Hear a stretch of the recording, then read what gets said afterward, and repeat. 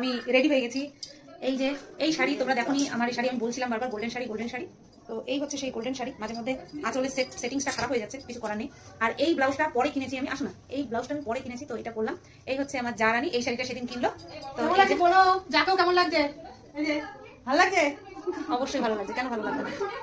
আর এই হচ্ছে আমার ফাইনাল লুক, ব্যাস। এই তো এই গলার সেটটাই করলাম, এটা পড়তে গিয়ে এক পাশে টার্সেল ছিঁড়ে গেছিল, সেটাকে কোনো রকমের জোড়াতালি দিয়ে করলাম, এই টিকলি করলাম, ব্যাস কমপ্লিট, সাজগোজ কমপ্লিট। এখন একটুখানি ফুসফুস ফুসফুস লাগাবো, যেটা কিনা আমার যা লাগায় না, ব্যাস। চলো রেডি হয়ে যায়। এই যে একটা ফুল ফটো অবশ্যই তুলবো। চলো টুকটুক করে বেরিয়ে পড়ি, রেডি হয়ে গেছি।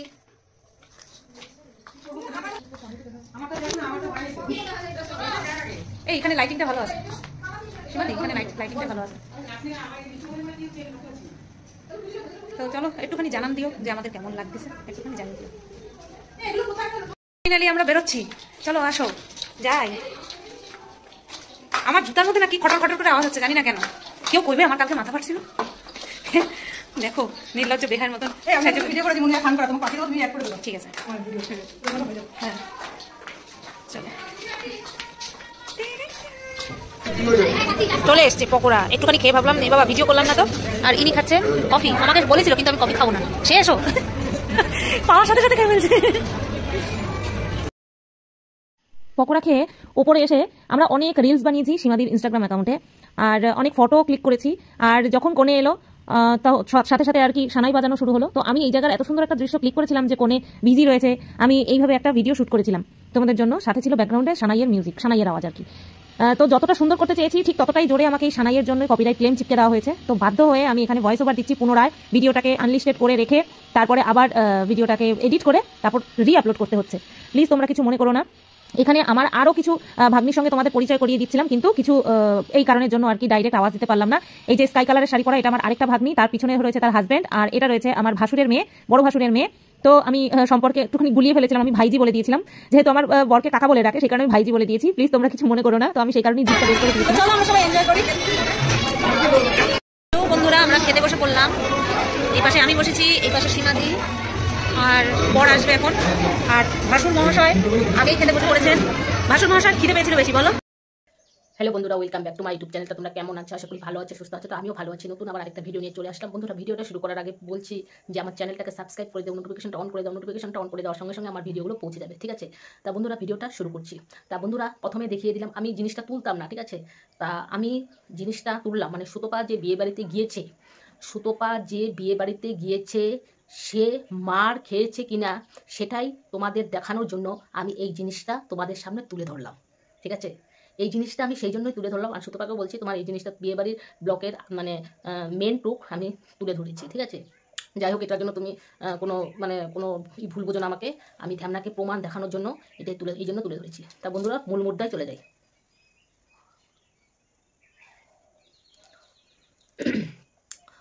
তা বন্ধুরা আমরা কন্ট্রোভার্সি ভিডিও করি কি করে?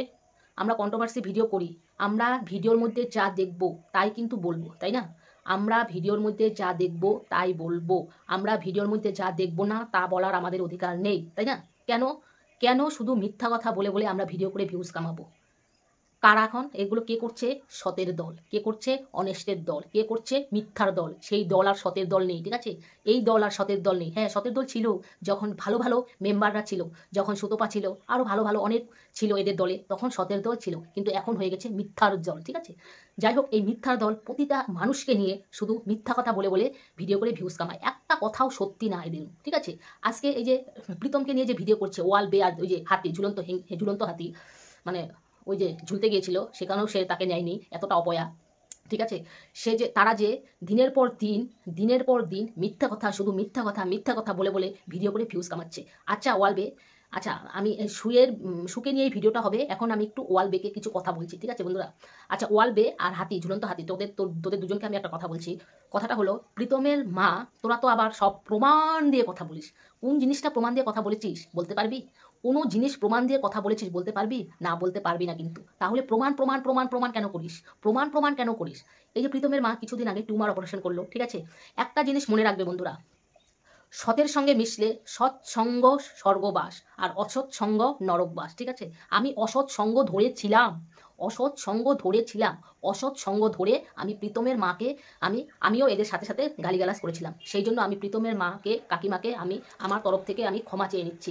এক ছোট মেয়ে হিসাবে আমাকে ক্ষমা করে দিবেন, ঠিক আছে কাকিমা? আমি আপনাকে অনেক বাজে বাজে কথা বলেছি, যাই হোক আমি আপনার কাছে ক্ষমা চেয়ে নিচ্ছি, আপনি পারলে ক্ষমা করে নেবেন, ঠিক আছে? কারণ এই অসতের সাথে মিশে আমি আপনাকে এই বাজে কথাগুলো বলেছিলাম। যাই হোক, এই প্রীতমের মার হয়েছে টিউমার, বলে দিল বাচ্চা নষ্ট করছে। তাহলে এদের মুখে পাপ ছাড়া কোনো কথা নেই বন্ধুরা, পাপ ছাড়া কোনো কথা নেই, শুধু পাপ পাপ পাপ, শুধু পাপের জর্জরিত। এদের দেহটাও যেমন পাপের জর্জরিত, এদের মুখটাও তেমন পাপের জর্জরিত। একটা বয়স্ক মহিলা, বয়স্কই তো, ঠিক আছে, একটা বয়স্ক মহিলাকে তারা কি বলছে, সে বাচ্চা নষ্ট করেছে।